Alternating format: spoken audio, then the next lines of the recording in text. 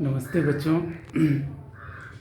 Once again you are most welcomed in this class. बच्चों, पिछले रोज़ मैंने कुछ नोट्स भेजे थे, शायद आपने पढ़ा होगा, जिसमें हमारे कॉन्स्टिट्यूशन के द्वारा कितने फंडामेंटल राइट्स हमें मिले हैं और उनमें से राइट टू इक्वलिटी के कुछ प्रोविज़न्स भी लिखवाए गए थे और उस प्रोविज़न्स को किस तरह से हमारे गवर्नमेंट ने इम्प्लीमेंट करने की कोशिश की है, इसके बारे में शायद आप उसमें से कुछ समझ भी गए होंगे। तो आज हम इसी टॉपिक्स पे चर्चा करते हैं। Fundamental rights. Our constitution provides us mainly 6 fundamental rights: right to equality, right to freedom, right to freedom of religion, cultural and educational right, right against exploitation, and right to constitutional remedies. These are 6 fundamental rights that help us in all spheres of life. Right to equality, right to freedom, right to freedom of religion, right against exploitation, right to constitutional remedies and cultural and educational rights. तो बच्चे, ये 6 rights, 6 fundamental rights प्रत्येक Indian citizen को मिले हुए हैं। एक बार फिर से मैं इसे दोहरा रहा हूँ। First, right to equality; second, right to freedom; third, right to freedom of religion; fourth, cultural and educational right; fifth, right against exploitation; and sixth, right to constitutional remedies. Children, in this class we are going to learn about the first right, right to equality. In this chapter, right to equality is explained. First, we try to know about the main provision of this right. The main provisions of right to equality are: all citizens are equal before law. It is the first provision. हमारे देश में जितने भी लोग हैं कानून की नज़र में एक जैसे होते हैं। वहाँ पर किसी भी प्रकार का स्टेटस नहीं देखा जाता।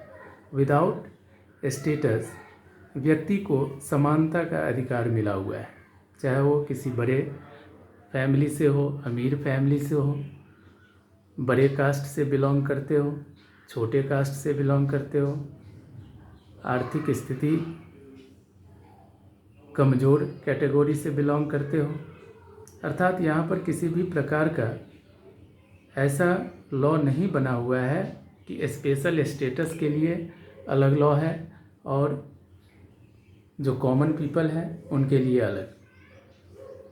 किसी भी प्रकार के एक्शन के लिए एक समान रूप से व्यक्ति को रिवार्ड किया जाता है या पनिश किया जाता है। नेक्स्ट प्रोविज़न इस राइट का है: discriminations on the basis of caste, religion, place of birth etcetera are prohibited. बच्चों, राइट टू इक्वलिटी का अगला प्रोविज़न किसी भी प्रकार से डिस्क्रिमिनेशन से रोकने का है। डिस्क्रिमिनेशन के लिए मना किया गया है, चाहे वो डिस्क्रिमिनेशन कास्ट के आधार पे हो, जाति के आधार पे हो, रिलीजन के आधार पे हो, प्लेस ऑफ बर्थ।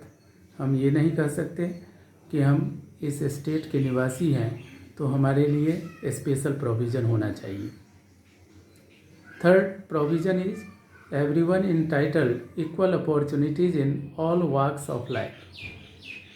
बच्चों, हमारे कॉन्स्टिट्यूशन ने राइट टू इक्वलिटी के अंतर्गत व्यक्ति के संपूर्ण जीवन में इक्वल अपॉर्चुनिटी दिए है। सबको समान अवसर मिला हुआ है कि वो समान रूप से सब कुछ हासिल कर सकता है, जैसे कि शिक्षा लेने का अधिकार हो, नौकरी प्राप्त करने का अधिकार हो, तो बच्चे समान रूप से सभी व्यक्ति अपने राइट्स को ले सकते हैं। Next provision is the law gives equal protection to all.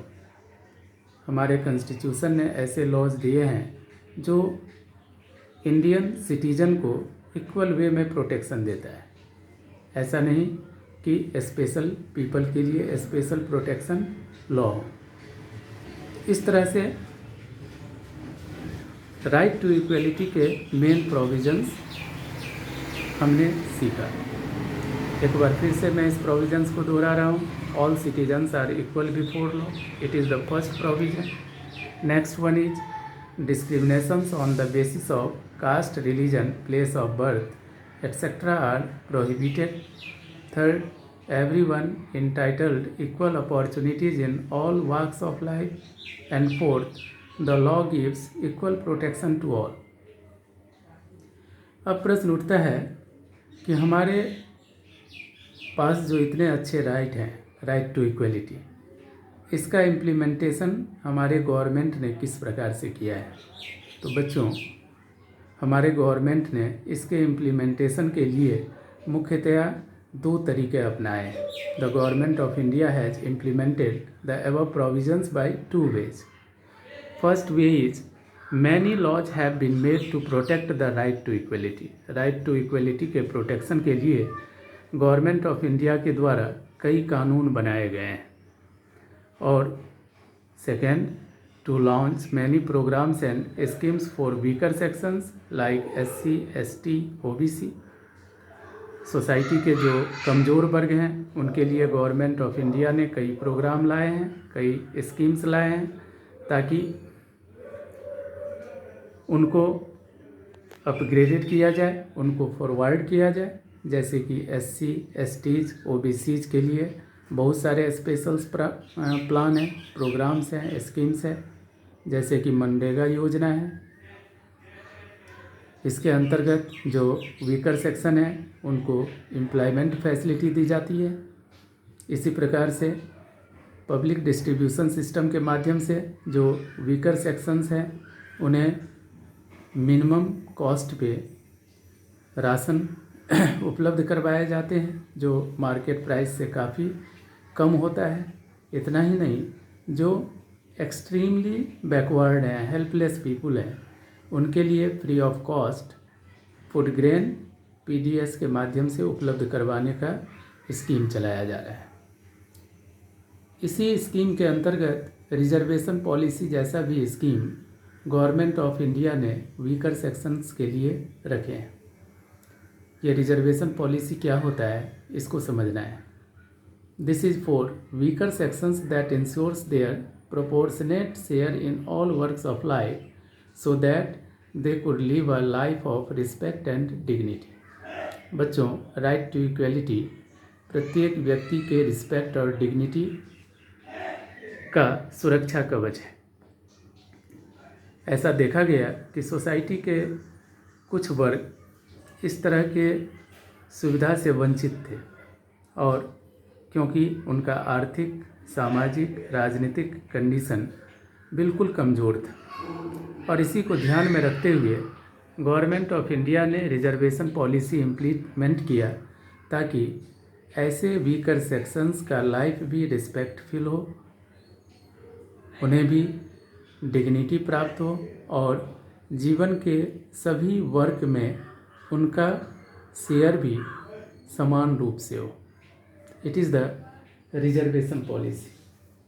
But children, unfortunately we are still discriminated on the basis of caste, gender etc., especially in rural areas, in spite of education and awareness। ये दुर्भाग्य है कि आज भी खास तौर से rural areas में हम देखते हैं कि कई आधार पे डिस्क्रिमिनेशन हो रहे हैं, जैसे कास्ट के आधार पे, जेंडर के आधार पे,